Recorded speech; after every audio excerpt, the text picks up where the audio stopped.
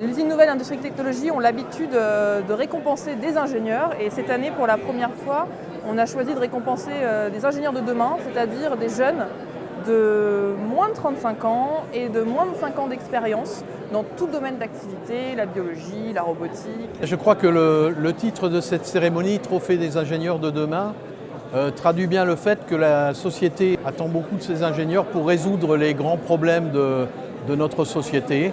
Grands problèmes qui s'appellent la santé, qui s'appellent l'environnement, à l'époque de la COP 21, qui s'appelle l'habitat. Et remettre des trophées à des ingénieurs, ça revient à dire que ces ingénieurs ont quelque chose à apporter et ils le font.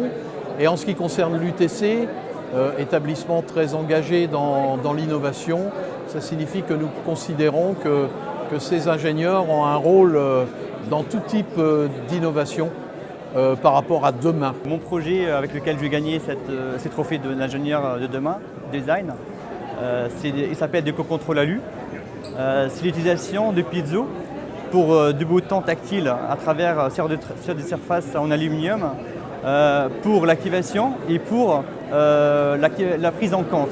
Donc, c'est-à-dire quand on appuie sur un bouton, il y a une vibration créée par le même élément piezo pour informer l'utilisateur de la prise en compte de l'appui. Les piezo est un matériau opaque, donc aussi dans le monde automobile on a des contraintes de rétroéclairage des boutons, c'est-à-dire il faut rétroéclairer les boutons.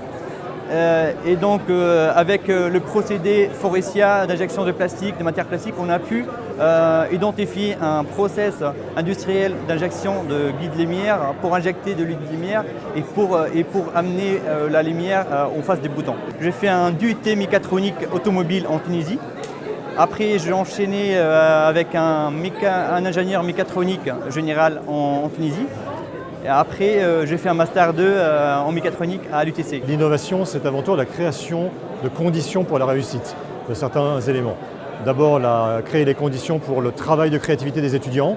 On met tout en œuvre pour que les étudiants soient en capacité d'être créatifs. Et ça ne s'improvise pas. Ce n'est pas en mettant des étudiants dans une salle avec du coca et des pizzas, comme je dis toujours, qu'on a de la créativité qui sort. Il faut les accompagner, ces étudiants-là, avec des méthodes, avec des enseignants, avec des lieux de travail.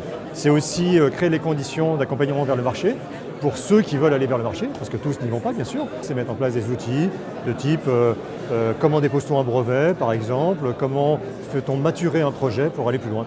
Et enfin, dernier élément de l'innovation, c'est créer les conditions pour faire émerger des plateformes technologiques et faire émerger des living labs pour l'innovation et la recherche. C'est ces trois thèmes qui créent les conditions globalement de l'innovation à l'UTC.